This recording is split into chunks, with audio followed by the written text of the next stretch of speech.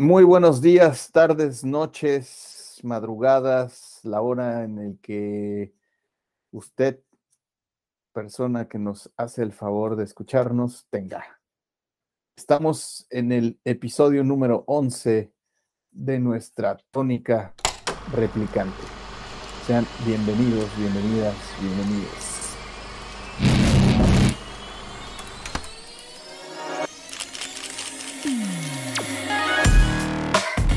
Aquí hablamos de cine, series, libros, revistas y otros. Tónica replicante. Tónica replicante.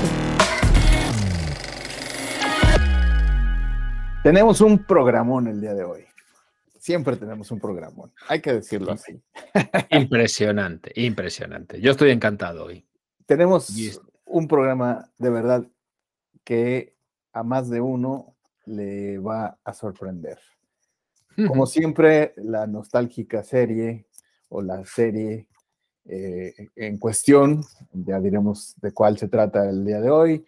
La película clásica es un gran clásico que también ya platicaremos a profundidad. Y la película en cartelera es una cinta que está dando mucho de qué hablar.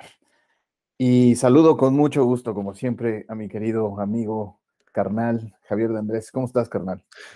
Encantado de saludarte un día más, querido Alberto Zúñiga, a ti y a todos aquellos que nos escuchan a través de internet, por todo el mundo mundial, porque creo que nos escuchan por todo el mundo mundial. Tú estás más pendiente de eso que yo. Nos aparece gente por Finlandia, algunas personas por la India. No sé, pero es interesante. Saludos hasta todas las latitudes del globo terráqueo. ¿Cómo será en hindi tónica replicante? Habrá que decirlo algún día. Habrá que decirlo un día en hindi, ¿no? Sí, señor. Habrá que decirlo. También en finlandés. Hombre, por favor, en finlandés. Acabará en onen o algo así. Claro, una cosa así. Claro. Y bueno, dilas ya las cosas. Una palabra, te voy a decir una palabra. Melmac. Oh, por favor. Melmac. Sí, señor. Melmac. Un día vamos a tener que hacer un Instagram Live de esos o un Facebook Live de esos cuando preparamos las películas de las que vamos a hablar y las series de las que vamos a hablar. Porque para este programa en concreto hemos tenido varias opciones para la clásica, siempre tenemos varias opciones para la clásica, siempre también para la película actual, pero con la serie no hubo ni media discusión. Nada. Me vino a mí a la mente una referencia que había escuchado en un programa de radio y le dije a Alberto, sin mucha esperanza, porque digo, en España y México, pues para empezar los doblajes son completamente diferentes. Claro. Digo, a lo mejor no tuvo tal, pero resulta que al querido Beto Ursus le encantó que habláramos de una película, de una serie increíblemente familiar y fenomenal. ¡No hay problema, Willy! Yo creo que vamos a empezar hablando justamente de Alf y solamente para los que se acaban de integrar a este episodio número 11, vamos a hablar también de una película mítica que es Río Bravo, de el mítico también director Howard Hawks. Hablaremos de ella y para cerrar esta edición de Tónica Replicante hablaremos de los Fabelman, de Fabelman. Hay que hablar de esta nueva película de Steven Spielberg a sus 76 años, el rey Midas de Hollywood, sigue dando muchísimo de qué hablar. Y bueno, vamos a entrar de lleno, vamos a escuchar el tema, un fragmentito. Es que, a ver, me han preguntado que por qué no ponemos canciones completas, los temas completos. Bueno, es un tema de derechos de autor, entonces solo podemos poner micro fragmentos. Entonces, escuchemos estos cuantos segunditos.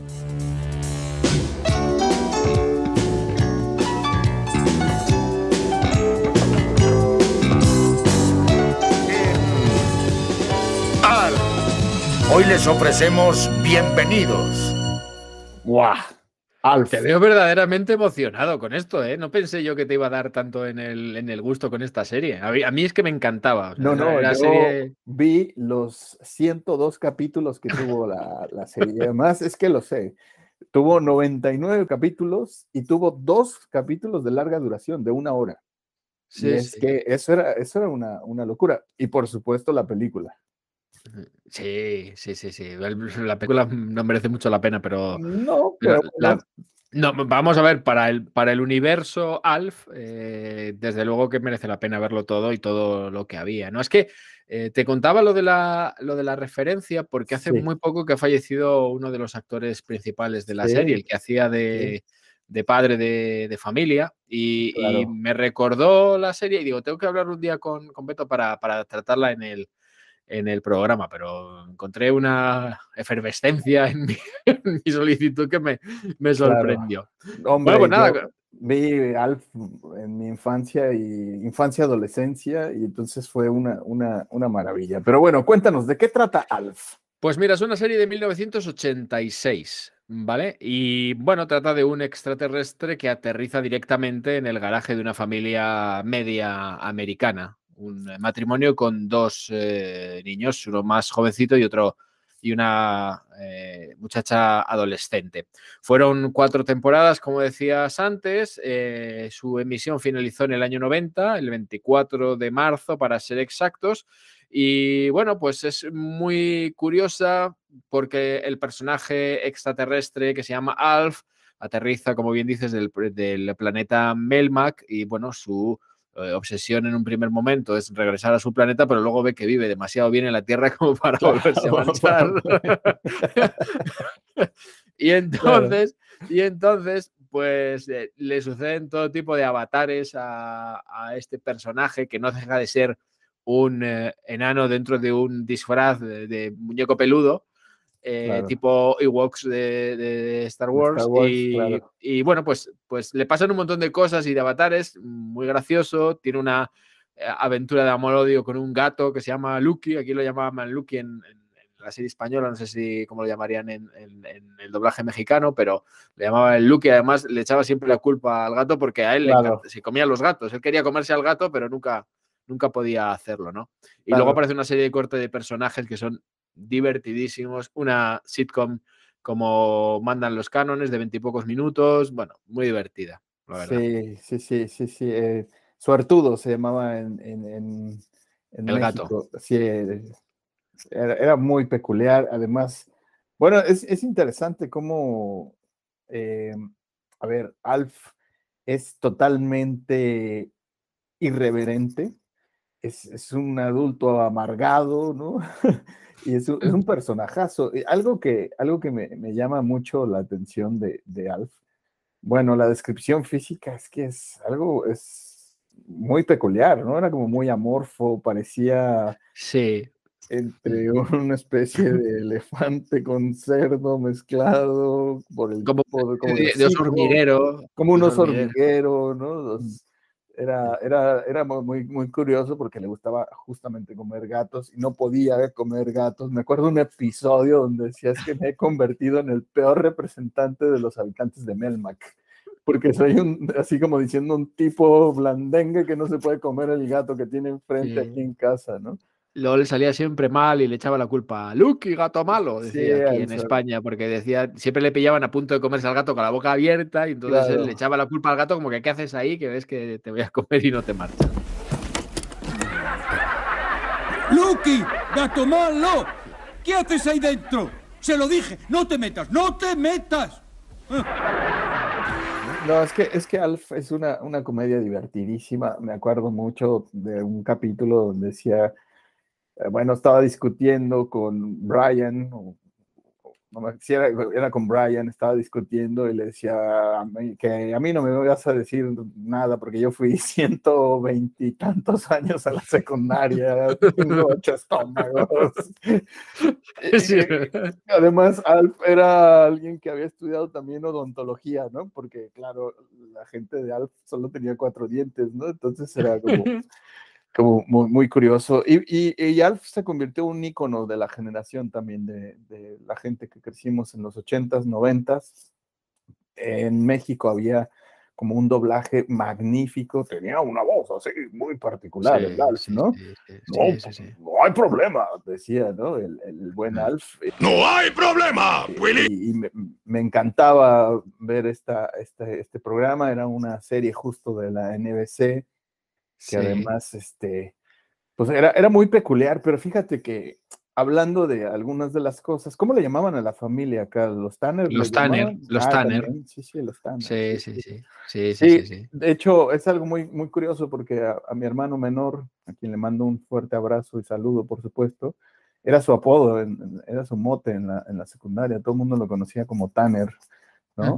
Y entonces era una mezcla ahí entre Biff Tannen de Volver al Futuro y los Tanner de Alf, en fin, muy, muy peculiar. Es una serie que marcó una época, fue un hito, definitivamente. El personaje, está claro que la serie estaba diseñada para adultos. Sí. Pero... No, a mí me gustaba muchísimo las trifulcas que tenía con el padre de familia, Max Bright, que he visto, mira, pensé que había sido más reciente, pero falleció en el 2019. Sí. Y tenía unas trifulcas con él increíbles. El padre no hacía nada más que querer mandarlo de vuelta para su planeta, el otro que ya no quería marcharse. Hay un episodio que me acuerdo muchísimo de ese episodio, que había una mujer que era ciega. Entonces, claro, al no saber que era ciega, hay que decirlo, Alf siempre se tenía que esconder. Claro, para que nadie le viera. Para que nadie le viera. Y como Sobre todo tenía una vecina muy chismosa, que siempre estaba sospechando que había algo ahí, pero nunca lo terminaba de encontrar. Claro, y entonces hay un capítulo muy particular donde está una mujer ciega que se llamaba Jodie, y entonces me acuerdo mucho de ese capítulo porque ella hablaba con él como si fuera un humano, ¿no? Pero bueno, estaba consciente que era alguien así como chaparrito, peludo, y ese capítulo me hacía mucho ruido, también, digo, mucha risa, perdón. Y el otro que me gustaba mucho era el episodio que te decía cuando estábamos preparando la edición de esta Tónica Replicante, justo cuando cantaban el show de Espárragos, se volvió totalmente mítico también. Y bueno, al menos era como de broma entre los de la generación, ¿no? Cuando le querías decir a alguien que cantaba muy mal, decías, aviéntate o discútete una rola de Espárragos de Alf, ¿no? Pero bueno. A mí me gustaba mucho cuando hablaba por teléfono, porque claro, hablando por teléfono se camuflaba su aspecto físico, entonces podía llamar incluso al presidente de los Estados Unidos para pedirle cualquier cosa, ¿sabes? O sea, aparte de que llamaba para pedir pizzas, a la compañía del gas, a la de televisión por cable que la llamaba constantemente porque no veía los canales, bueno, era divertidísima, era una serie divertidísima. Sí, era un ocupa, literal, sí, era un ocupa. Completamente, era un parásito de los que no hay. O sea, era un parásito total. Y al final, pues, los personajes de Brian, que es el niño pequeño, de Kate, que es la madre, y de Lynn, pues hacían todos, digamos que estaba enamoradísimo de la madre de Kate, incluso le tiraba los tejos directamente.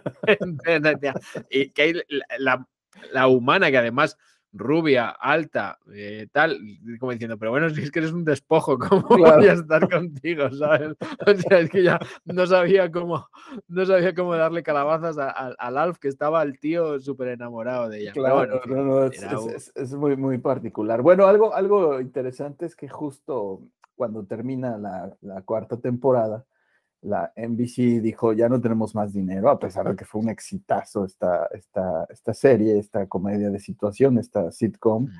Y es muy, muy curioso porque, bueno, trataron como de hacer un mejor desenlace por medio de la película, que se llama Proyecto Alf, que fue del año, si no me equivoco, 95 o 96 fue Proyecto Alf, donde, bueno, ya cuentan qué pasó con Alf, si finalmente regresa o no. No les voy a dar el spoiler porque luego nos pasamos de información y de spoilers en este programa. Sí, porque luego suelo escuchar el programa al día siguiente de emitirlo y algunas cosas de las que me arrepiento de contar. Pero bueno, claro, bueno, vamos a limitar esa parte ahí, pero bueno, algo interesante. Bueno, no creo que haya nadie de los que nos esté escuchando que no haya visto por lo menos un capítulo de Alf, porque todos decimos que, bueno, no hemos visto Juego de Tronos o, bueno, no hemos visto series actuales, pero Alf, cuando solo había en España 2 canales y solo podías ver o el informativo o Alf, pues entonces lo tenías muy claro, vamos. Eso nos pasaba también en México, fíjate. Había muy pocos canales en televisión abierta. Y entonces era ver sí o sí la parte de Alf, ¿no? Claro, ya en los 90 ya estaban los sistemas de televisión por cable, ¿no? Los famosos telecables que se conocían allá. Y, y por supuesto que habían muchas opciones, pero la televisión nacional pues marcaba una agenda tremenda en el consumo de programas y medios de comunicación. Entonces, claro, todo el mundo estábamos enganchadísimos porque pasaba lo mismo que acá en España, ¿no? Era ver sí o sí las series que en ese momento estaban y que además pues iban ahí como disputándose el rating con las telenovelas mexicanas, los culebrones que tú sabes que tienen un alcance brutal.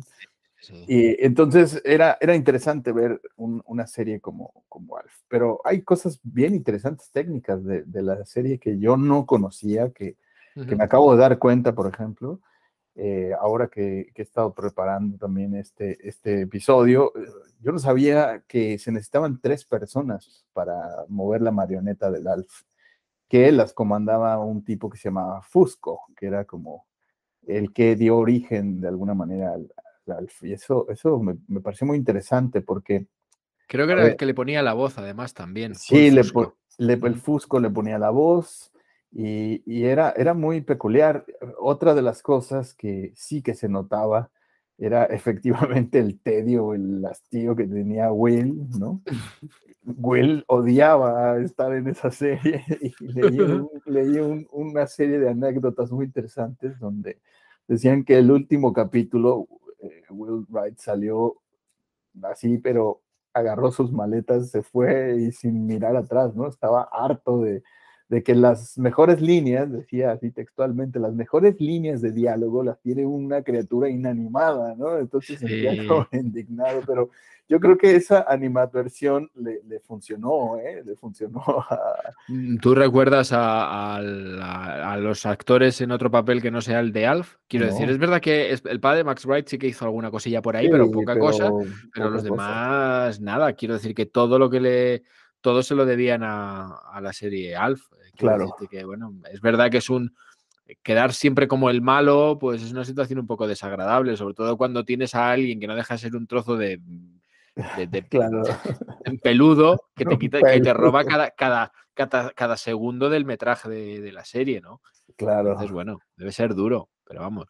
Ojalá estuviera disponible. Yo creo que debe haber algunos capítulos, pues mira, ¿no? es que estaba buscando y he encontrado un artículo que pone que está disponible en HBO Max, pero yo no sé si está disponible en HBO Max en Latinoamérica o en Estados Unidos o en España, pero de hecho en HBO Max yo he encontrado un artículo además relativamente reciente que dice que está. No sé, ya lo mirarás tú, que tienes HBO Max. Lo voy a mirar, pero bueno, seguramente algunos episodios también están ahí en YouTube, seguro.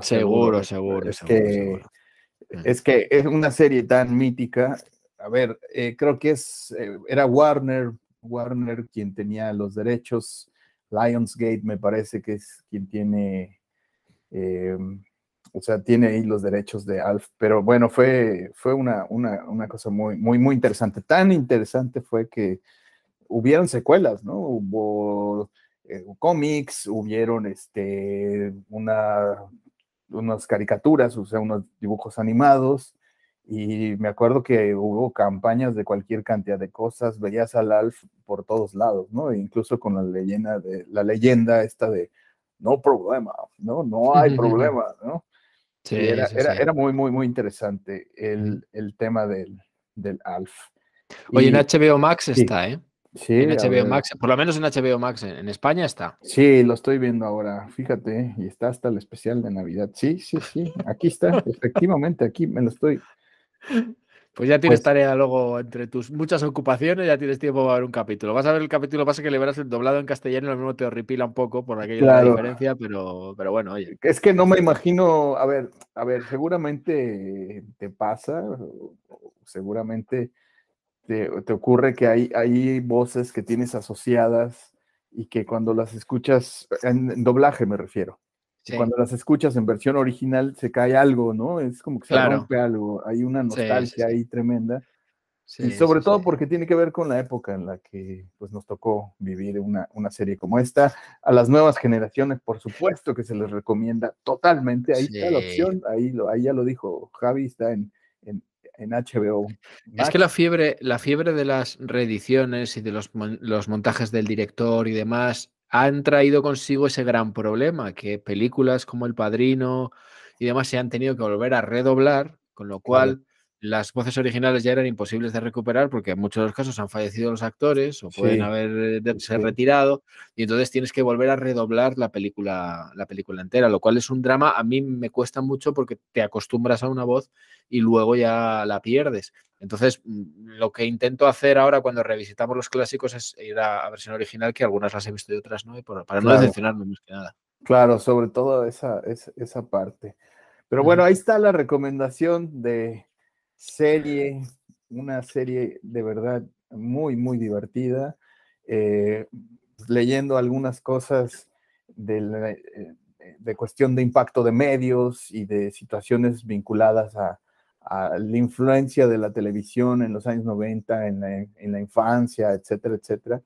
Me acuerdo mucho de algún artículo que leí en la universidad como la forma en la que Alf influía, ¿no? en los niños y adolescentes de la época. Entonces hay un capítulo ahí donde llamaron al 911 porque un niño trató de meter como una batidora a una un gato en una batidora. Es que no, intentó. Es que lo intentó meter al gato en la batidora varias veces, incluso con el gato dentro de la batidora a punto de batirlo. Sí, pero lo que quiero decirte es que hubo un niño que intentó meter una batidora en una tina de baño. En una bañera. En una bañera. Y entonces, obviamente, eso pues, hizo que el niño saliera, pero pitando, ¿no? O sea, salió volando del trancazo eléctrico que le generó esto. Y otro de los efectos que criticaban de Alf es que hubo otro niño en Estados Unidos que metió a un gato al horno de microondas. No lo alcanzó a encender porque llegó la abuela o una cosa así. Pero bueno, era una literatura de estas amarillistas que leí hace muchos años, donde condenaban pues el consumo y los personajes que estaban promoviéndose, ¿no? Y además estamos hablando también de la época en que surgen también los Simpson, que ya hablaremos de ellos. Ojalá hubiera muchas series como Alf. Ojalá hubiera una serie como Alf en cada cadena. Ojalá. Yo creo que les iría a muchas de ellas bastante mejor de cómo les va. Seguramente. Y ya está. Bueno, cambiamos de tercio. A ver, ¿por dónde vamos ahora? Vámonos a ni más ni menos que el año 1959. Tónica Replicante, película clásica, acción. Ezekiel 25:17. The path of the righteous man is beset on all sides by the iniquities of the selfish and the tyranny of evil men. God is my witness. I'll never be hungry again. I am your father. What have I ever done? It's time for a cowboy to dream. Purple light in the canyon. That's where Aquí yo solo te voy a decir el nombre de Angie Dickinson y ya me levanto y me voy. No he visto una mujer más guapa, más elegante, más increíblemente espectacular en una película que Angie Dickinson. Tenía creo que 17 o 18 años. En la película Río Bravo. Una película de Howard Hawks que para mí, no sé si estás de acuerdo conmigo, es uno de los directores más versátiles que ha tenido la historia del cine, porque era capaz de hacer desde un western a una película de aventuras total, a una comedia. A una comedia, claro. A una comedia. Era muy versátil, muy realista y un grandísimo director, además de rodar en 25 minutos y en 25 días. Y además dejárselo al editor machacadito. Es decir, los planos te los doy ya casi montaditos para que tú... ¿Por qué? Porque Howard Hawks era casi siempre el productor de sus películas. O sea que estaba jugando los cuartos. Entonces, cuanto más economice en el rodaje, más rápido sale todo y menos me tengo que gastar en la postproducción. ¿vale? Sí, Pero sí, a mí lo que me gusta muchísimo de esta película, bromas aparte, he dicho de Angie Dickinson, me parece que es una actriz estupendísima, que sí sigue viva, creo recordar. Sí. Y porque era jovencísima en esta película. Y bueno, hablamos de un western clásico con John Wayne, con Dean Martin, con Ricky Nelson. Hablamos de una película que va un poco en la línea de lo que hemos hablado otras veces. Hablamos de venganza, hablamos de amor, hablamos de la figura del sheriff, curiosísima la figura del sheriff para Howard Hawks. Estaba muy enfadado porque no le había gustado nada cómo se habían trabajado el western en los últimos años, en los que aparecía un sheriff que huía, un sheriff que escapaba, un sheriff que no no ejercía como tal, y él quería convertir a la figura del sheriff o del matón del western en una persona pues que reivindicarlo, ¿no? Reivindicarlo, exactamente. Eso fue lo que le motivó a hacer esta peli. Es un castigador, o sea, el sheriff tiene que ser un castigador. Así es. Con las mujeres, con los malos. No necesito ayuda, pero si me la das, pues nos va a venir bien, pero no la necesito, me la das porque tú quieres, en fin, esas cosas, ¿no? Y bueno, venía de unos años Hollywood de haber hecho películas como Solo ante el peligro y demás, y no le gustaban nada a Howard Hawks esas películas, porque te enfrentaban, mostraban a un sheriff, pues eso, pusilánime y que necesitaba la ayuda de los demás para sacar adelante sus cosas. Claro. Y sin embargo aquí es todo lo contrario, ¿no? Y yo creo que es un gran valor. Pero es que me he emocionado y no he dicho ni de qué va la película. Pero bueno, yo creo que a estas alturas todo el mundo sabe de lo que va Río Bravo, que es una película que son 3 al fin y al cabo, porque Howard Hawks es el único director de la historia que es capaz de hacer 3 veces la misma película y de hacer 3 películas maravillosas y que parezcan distintas. Claro, claro. Y además, bueno, es este género de los charritos, ¿no? Los charros, los vaqueros, que evidentemente Howard Hawks lo sabía hacer muy bien, como también hizo de gangsters, o sea, de cine negro, hizo también de aventuras. Bueno, ya lo has dicho antes, uno de los directores de Hollywood clásico más versátiles, y evidentemente, pues, hizo tanto. Fíjate, una anécdota muy interesante antes de que digas de qué trata esta película de Río Bravo. Una anécdota es que escribió tanto Howard Hawks en esta película que de ahí le sobró el material para hacer El Dorado y luego Río Lobos. Sí, que son 2 películas fabulosas también, ¿eh? Es verdad que ves muchas similitudes entre las 3, pero es una película fabulosa. Bueno, Río Bravo es un argumento que es tan sencillo que casi asusta, ¿no? Porque estamos hablando de un sheriff, que es John Wayne, el sheriff Chance, que encarcela por asesinato al hermano de un terrateniente, que va a intentar liberarlo por todos los medios. Entonces, para impedirlo, Chance cuenta con la colaboración de 2 ayudantes, que es Dean Martin, que es el anterior sheriff, que es un alcohólico, y que tiene un desamor terrible, y un viejo tuyo que es un personaje maravilloso que hace Walter Brennan, a los que luego se les va uniendo pues una corte de personajes encabezadas por un pistolero que se llama Colorado, que es Ricky Nelson, es un cantante country fabuloso que luego pues, no pudo desarrollar toda la carrera que quiso porque quiero recordar que falleció joven, no demasiado mayor, y bueno, pues hablamos de una película muy, muy, muy interesante, con el romance entre el sheriff Chance y el personaje de Angie Dickinson, que se sacaban 40 años, porque John Wayne tenía 56 y Angie Dickinson tendría 17, 18, tendría más. Iba a decir un poco pedófilo ahí. Sí, es verdad. Pues fíjate que he estado leyendo que John Wayne tenía 52 años y Walter Brennan tenía 65, o sea, solo tenían 13 años de diferencia y parecía que había 5.000 de diferencia de edad entre los dos. Sí se notaba. Además, el Walter Brennan hace el papel el tullido, que qué papelón, ¿no? Muy teatral, hay que decirlo, también es muy teatral, incluso su interpretación de voz y demás, pero es fabuloso. A ver, Río Bravo está considerado uno de los mejores westerns en la historia del cine, así de sencillo. Y lo hace muy bien. A ver, ¿qué valores de producción tiene? Tiene unos decorados espectaculares. Todo decorados. Y además algo que yo no sabía es que están hechos a escala no es escala 100%, son escala para que los actores sobresalgan sobre los escenarios. Es decir, que la figura del actor o de la actriz en este caso se vea más que lo que es el escenario en sí. O sea, no están hechos a escala 1:100, ¿no? A escala natural, sino que son un poquito más pequeños los decorados para que resalte los actores, precisamente. Claro.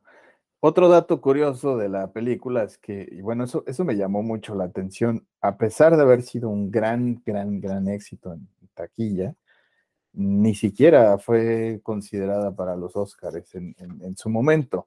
Claro, después a Howard Hawks le dieron en el 75 su Oscar honorífico y estuvo nominado después en otras ocasiones, pero en ese momento la película pasó ahí como para la academia muy de forma inadvertida. Sin embargo, el éxito comercial fue impactante, ¿no? Además, ahí está la figura icónica del sheriff, el vaquero de John Wayne, tal cual, que cuántas canciones no mencionan a John Wayne sí, es verdad. En esta parte, en estas y que tiene me he fijado, he visto un par de películas, he vuelto a revisar un par de películas suyas recientemente y tiene un magnetismo con la cámara que es increíble.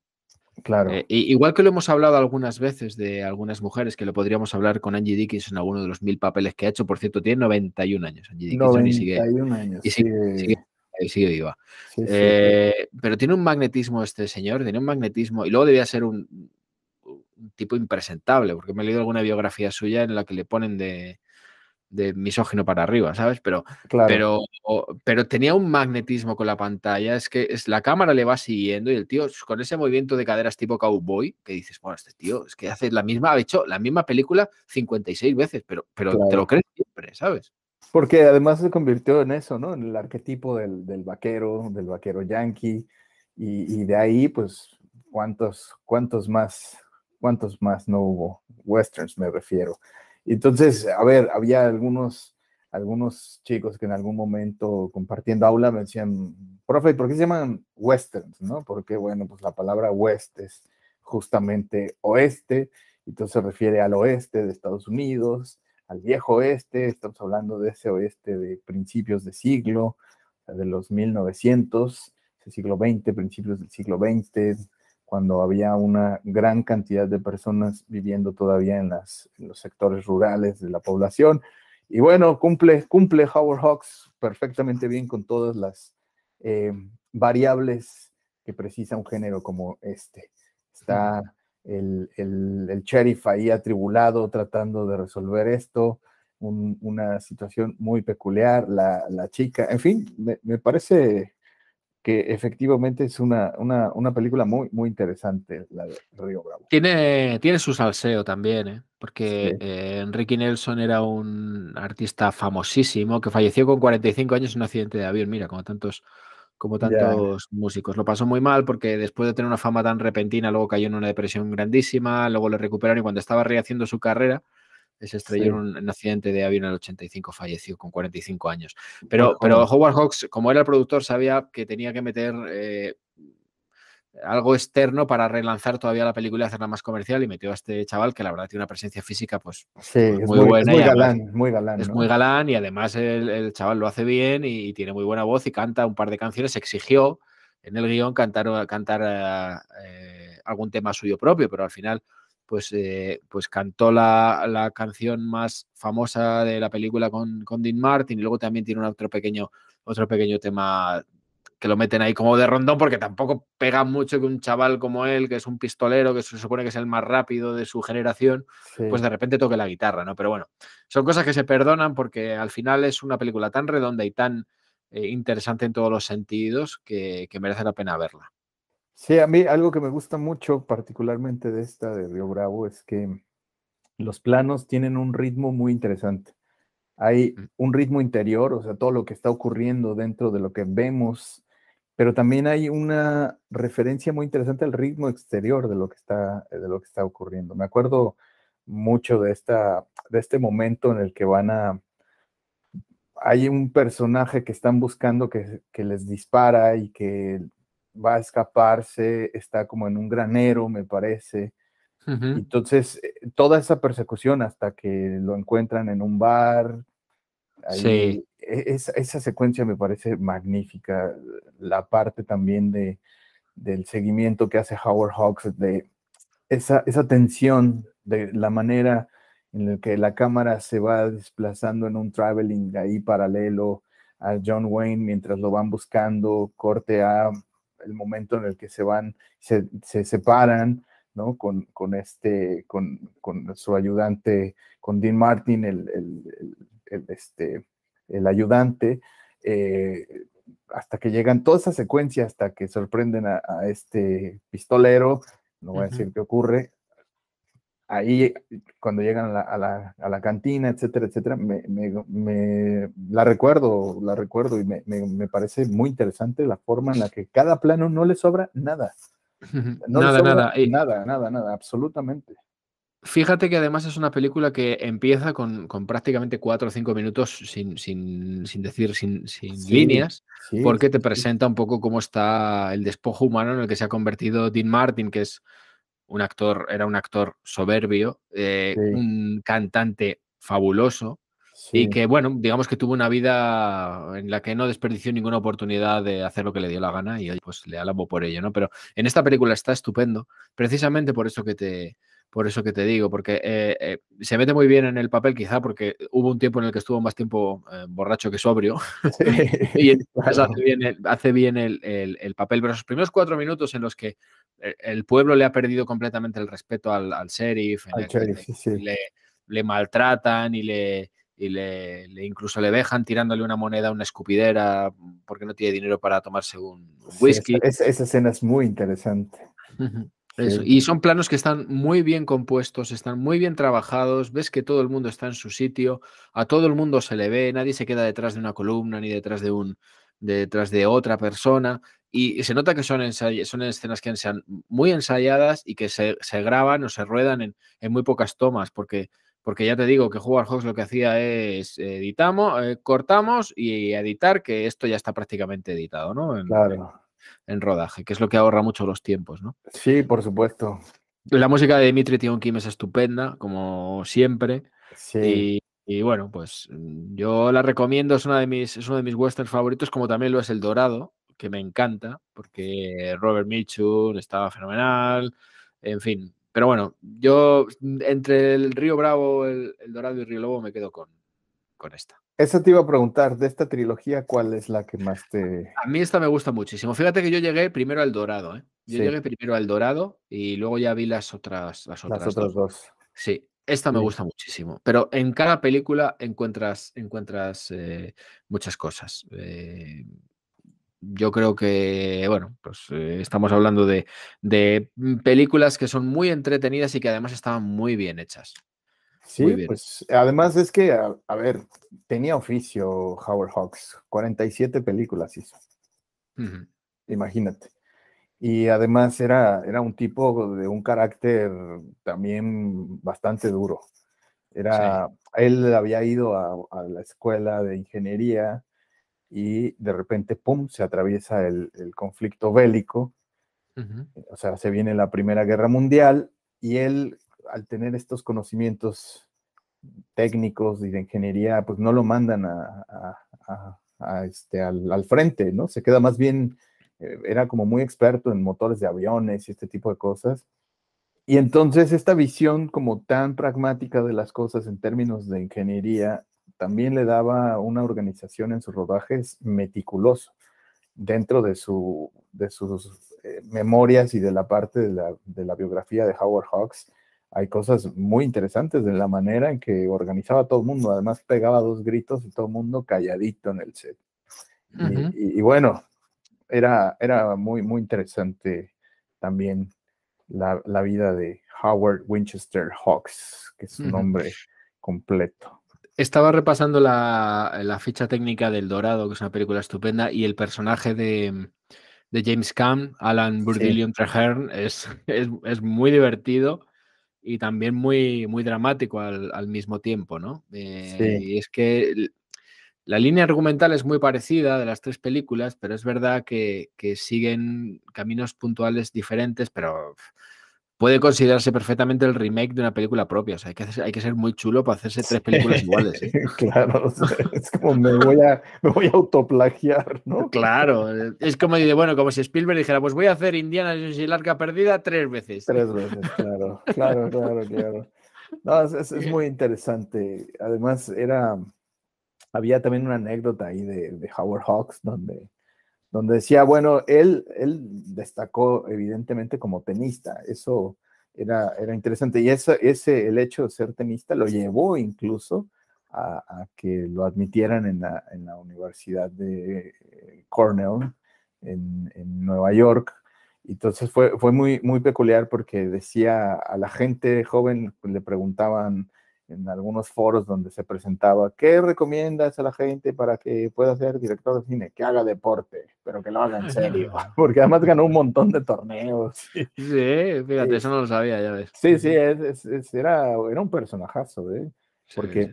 Además o sea, me refiero a que era como muy técnico, ¿no? Sus conocimientos eran muy técnicos. Entonces, era muy clavado con el tema de la arquitectura también. Y de hecho, ese es el dato interesante de Howard Hawks. Así fue como llegó al cine, por ser como muy clavado con temas de ingeniería, de arquitectura, etcétera, etcétera. Comenzó como ayudante a Trezzo en un estudio de cine, en los estudios los Famous Players Lasky, que era una rama de los Paramount. Y entonces la anécdota es que estaba así alucinado con todo lo que se hacía en el área de Trezzo. Y la Trezzo utilería, pues, ¿no? Sinónimo a Trezzo utilería. Y de ahí fue donde prácticamente se metió al cine y no hizo más que seguir ahí clavado. Se aventó 23 guiones además. Era un fenómeno Howard Hawks. Fíjate que estaba repasando ahora su filmografía y te puedo decir sin ningún rubor que mi película favorita de Howard Hawks, fíjate las que ha hecho, que son maravillosas, pero a mí la que más me gusta de todas es probablemente una de las que menos gusta por ahí, que es la de Atari. La de Atari me encanta, claro. la del África. De África. De John Wayne también. Me encanta esa película. Fíjate que ha hecho Los caballeros las prefieren rubias. Fíjate que ha hecho El enigma de otro mundo. Hizo ciencia ficción también, ¿eh? Sí, que hizo de todo. El sueño eterno, fíjate, con Humphrey Bogart y Lauren Bacall. Tener y no tener también con la misma pareja. Héroes del Mar, que es una película también estupenda. Y Luna Nueva, o sea, es que ha hecho de todo este señor. Desde bien joven, además. Pero yo me quedo con Atari. A mí Atari me encantó. Yo no sé si fue por el momento en el que la vi, por aquello del África, los animales y demás, pero esa es a mí la que más me gusta de todas las que he hecho. Sí. Definitivamente Howard Hawks es un director que merece la pena estudiarse. Y de verdad era, bueno, él venía de una familia también muy adinerada. Y este personajazo del Howard Hawks, pues él era de eso, venía de una familia con mucho dinero, pero además tenía una inquietud por las cuestiones técnicas muy, muy abrumadora. Eso era como muy TOC, pues, en ese sentido, ¿no? O sea, como muy obsesivo ahí. Y así organizaba sus rodajes, así lo que has dicho antes, ¿no? Economizaba y sabía de qué manera podía, pues, que las películas salieran más baratas. Por eso tenía una forma de filmar que era muy peculiar también. Siempre la cámara tenía que estar como a la altura de los hombros. Sí. O sea, para que el espectador estuviera como muy consciente de cuál era el movimiento de los personajes. Muy peculiar este hombre, Howard Hawks. Pero bueno, ahí está la recomendación. Río Bravo 1959, en la película clásica que recomendamos en Tónica Replicante de este episodio 11.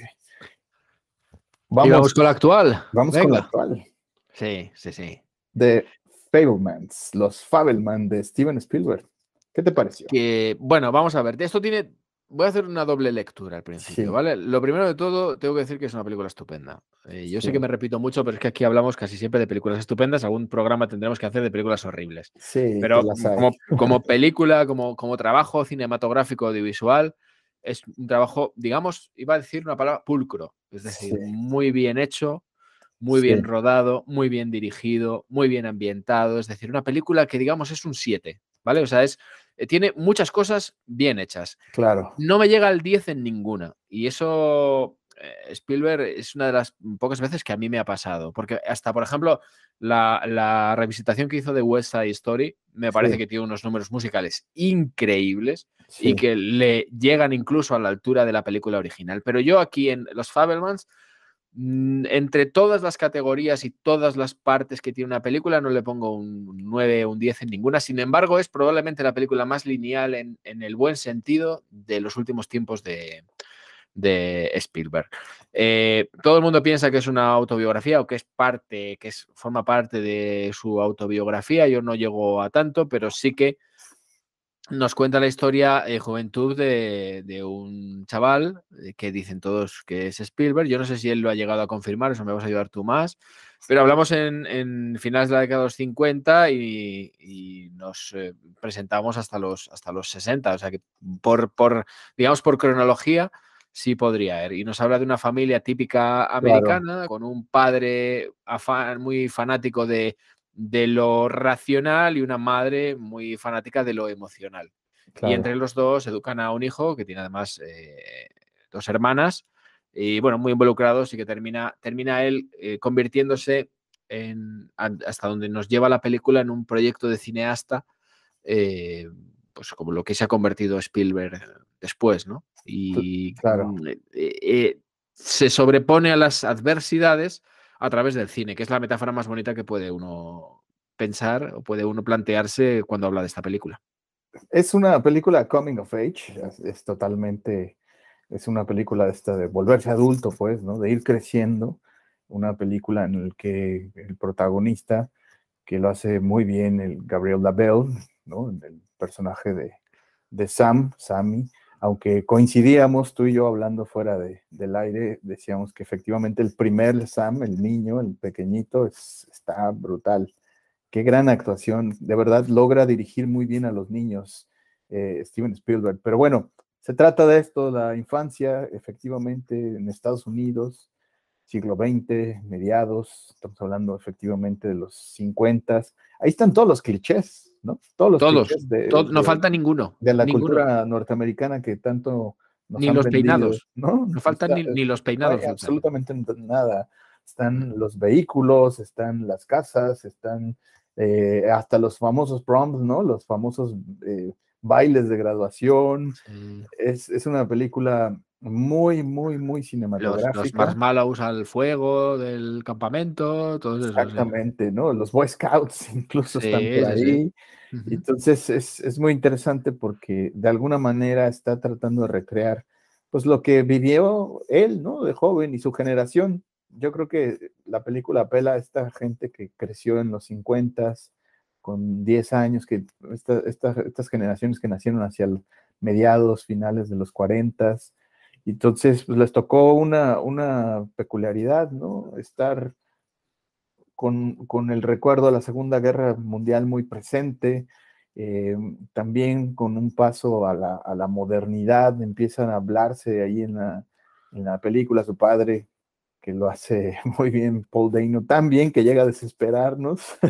Sí, porque parece que es un perezoso, más que un ser humano. Claro. Es como espabila. Porque parece que anda rebajado de revoluciones. O sea, es un señor que no vamos a dar detalles, pero claro. Chico, espabila, ¿sabes? Claro, y bueno, me gustó la actuación de Paul Dano. Él en Petróleo Sangriento de Paul Thomas Anderson hace un papelón también, por cierto, otra gran película, otro western también, ya hablaremos seguramente. Aquí le pusieron Pozos de Ambición en España. Sí, Pozos de Ambición. Exactamente. A mí es una película que se me hizo larguísima. Es larga, sí, es larga, es muy cinematográfica, pero sí es larga. Pero bueno, en los Fabelman, hay algo que me llama mucho la atención. Spielberg está también apostándole por tratar temas íntimos y de la parte de la forma en la que se van configurando las familias. Y ese tiene un componente muy interesante que está muy ad hoc también a lo que fue ocurriendo en los años 60. Entonces, no quiero decir más, nada, solamente quiero decir que ahí hay un elemento de configuración familiar interesante que se nota que le preocupa a Spielberg, ¿no? Tiene que ver con situaciones y secretos familiares y cómo va cambiando, ¿no? La forma. Porque al final da la sensación de que la religión condiciona muchas cosas. Y yo no sé si la religión, la hebrea en este caso, sí, le ha condicionado tanto a Spielberg como para soportar situaciones que aparecen en la película que son absolutamente insoportables y que da la impresión de que el padre de familia las soporta estoicamente y de una manera pétrea.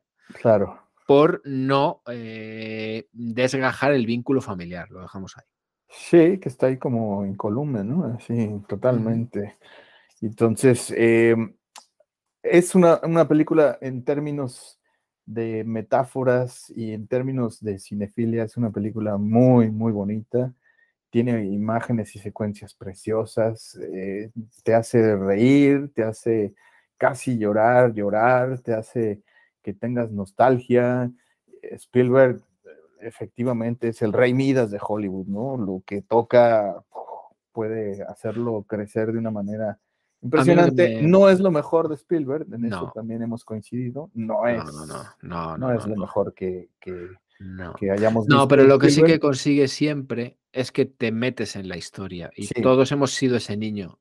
Todos hemos sido ese niño que hemos visto una película que nos ha marcado muchísimo y que la hemos querido en un momento u otro trasladar a la vida real. Claro. Solo que él lo que hace es que lo convierte en su manera de vida y su forma de vida, a pesar de lo que, con toda la lógica del mundo, le dice su padre, bueno, pues estudia y esto es una afición, ¿no? Más que una profesión. Menos mal que no le hizo caso. Sí, ahí lo interesante pues es que efectivamente está como revisitando también las cuestiones vocacionales, es una parte del mensaje importante, independientemente de que se trate de un tema metafílmico, ¿no? De que esté hablando del cine dentro del cine, pero me parece muy interesante cómo trata pues de hablar de esta situación, de cómo estaba viviendo la infancia, la adolescencia de los Yankees, en que la forma en que este personaje se enamora del cine, que seguramente fue algo que le ocurrió a él, ¿no? Pues vamos a ver cómo le van los Óscares, tiene 7 nominaciones de momento, ya veremos, a ver, el 12 de marzo, me parece que es la fecha en la que se van a dar ahora las estatuillas doradas de Hollywood y pues hay que ver a ver qué ocurre con los Fabelman. Michelle Williams está increíble en la actuación de la mamá, una mamá que tiene pues ahí una situación también psicológica complicada, seguramente un perfil ahí de manual clínico, pero con lo que yo me quedo es como este chico, Sam, pues trata de salir adelante con esta vocación, como incluso la escena, te lo decía ayer por teléfono, la escena cuando aparece por ahí el tío y le habla de su vivencia y de las ganas de hacer lo que a uno le mueve el corazón, pues es lo que te va a perseguir siempre. Y yo creo que en eso Spielberg es muy bueno, sabe mover muy bien los hilos y también me queda claro, o sea, que está como revisitando su propia historia Spielberg porque no hace mucho que murió su padre. Entonces, yo creo que está ahí como, está haciendo como un homenaje también o viéndose él como parte de una historia familiar, de su herencia pues judía, Entonces, ahí va autorreferenciándose el buen Spielberg. Muy recomendable, muy recomendable. Yo estoy contigo que no es la mejor de Spielberg. Probablemente incluso haga todavía alguna película mejor que esta, pero está en una línea muy buena y merece la pena acercarse al cine a verla, aunque solo sea por eso, ¿no? Entre otras cosas porque además se reúne de un equipo fantástico que le rodea y le convierte el trabajo en coral, porque es verdad que la dirección es de él, pero tiene a unos actores estupendos, tiene Claro. un trabajo de producción estupenda, en fin, pues Sí, eso. hay como, a ver, justo en menos de 2 años han habido dos películas con mucha nostalgia por esos años, ¿no? O esa juventud, ¿no?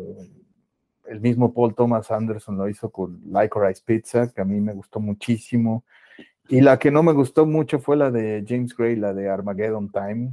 Esa, wow, me pareció un bodrio, que incluso pues sale por ahí Anthony Hopkins haciendo un papel de abuelo, y yo creo que es de las peores actuaciones que le he visto a Anthony Hopkins, y mira que ya decirlo eso es Sí. casi un sacrilegio, ¿no? Pero bueno, me refiero a que han estado ahí como estas películas tratando todo el tiempo como de vanagloriarse en su historia de los años 50, cómo era todo tan bonito aparentemente, pero ahí hay una crítica también interesante que la mete entre líneas el buen Spielberg. Vamos a ver qué...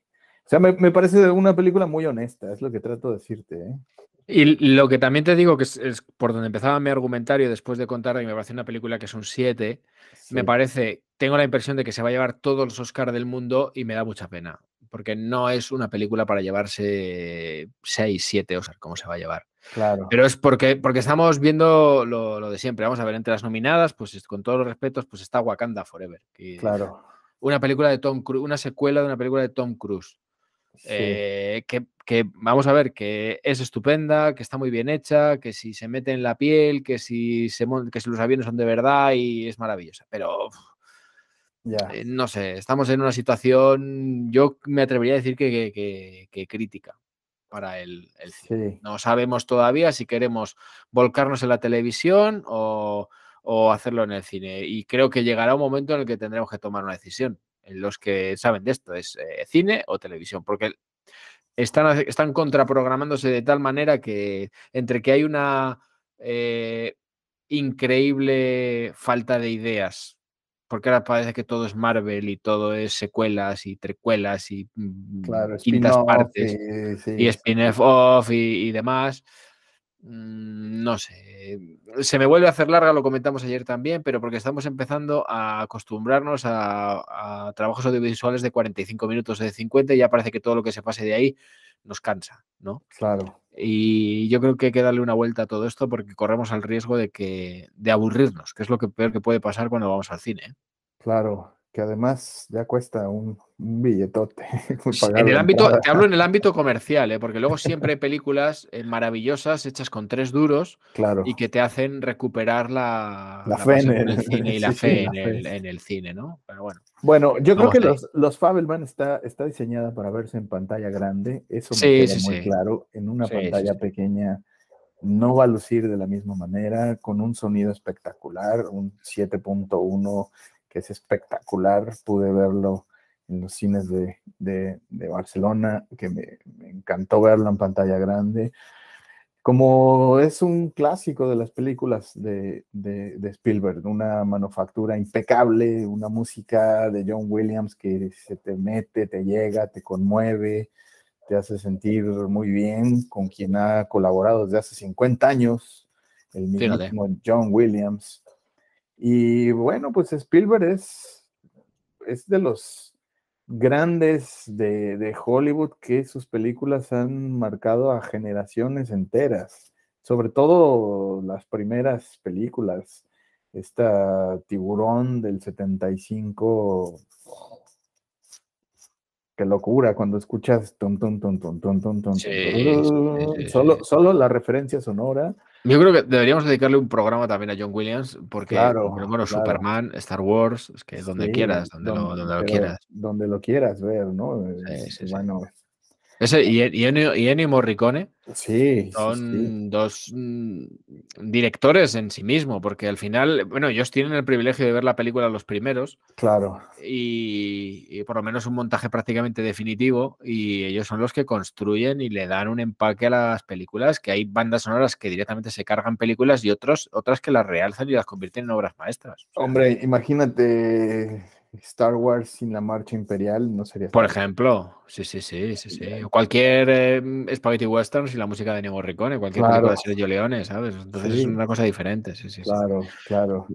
Y bueno, pues yo creo que hay que verla. Es una película muy honesta, Steven Spielberg. Me queda claro que el señor se está como recuestionando y replanteando en el ocaso de su vida, pues lo que le ha tocado vivir, y ahí hay muchos homenajes, evidentemente al Hollywood de esos años, al Hollywood clásico, y bueno, hay que decirlo, es una película que se disfruta, no es lo mejor de Spielberg. Y los 5 últimos minutos son maravillosos. Eso hay que ponerle mucha atención. Sí, los últimos 5 o 10 minutos son maravillosos. Por el mensaje, por la manera en la que está retratada, recogida, reflejada. Son maravillosos, sin más. Sí, sin más ni más. Pues estamos...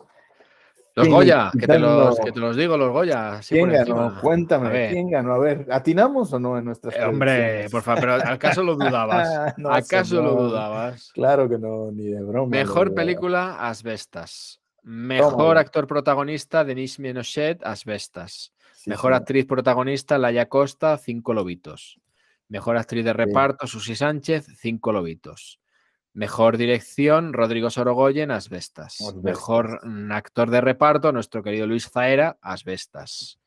Mejor actor revelación, hasta aquí lo hemos bordado. Luego a partir de aquí ya, pues, mejor actor revelación, Telmo Irureta por La consagración de la primavera, que no la he visto. Mejor actriz revelación, Laura Galán por Cerdita, que tampoco la he visto. Yo vi el cortometraje.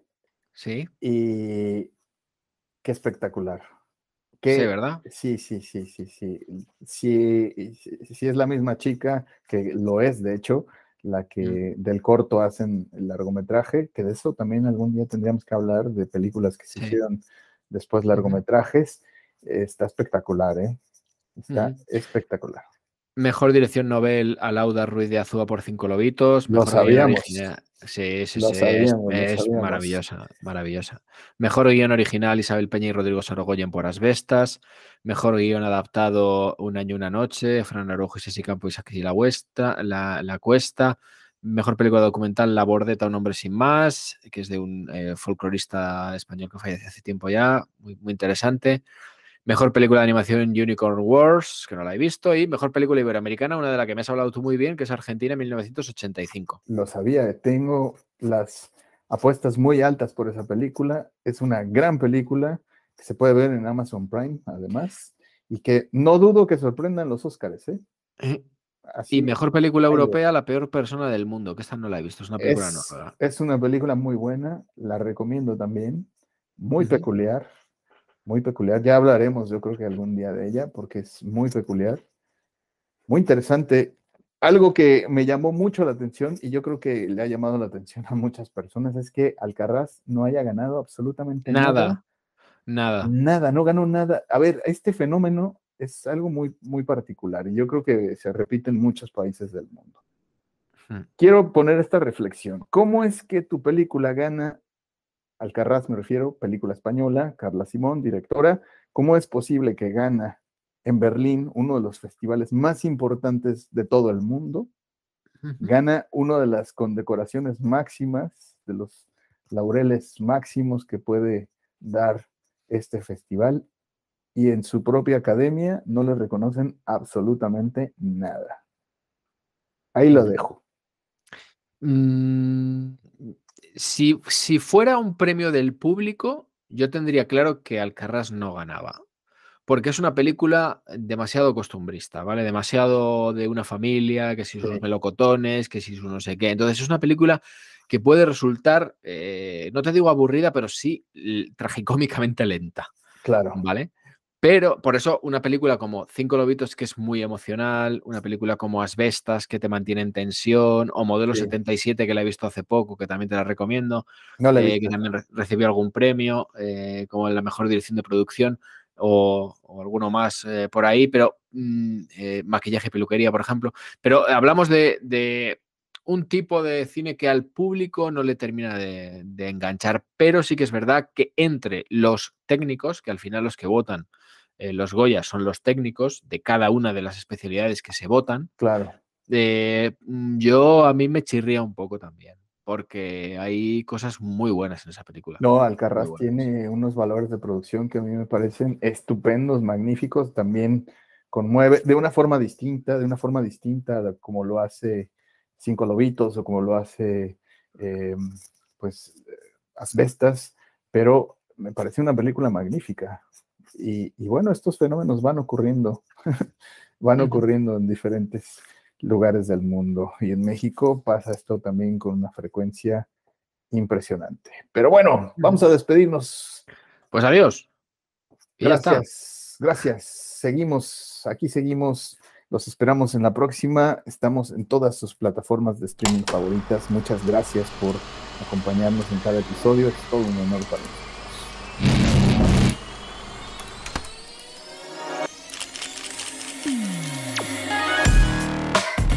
Aquí hablamos de cine, series, libros, revistas y otros. Tónica Replicante. Tónica Replicante.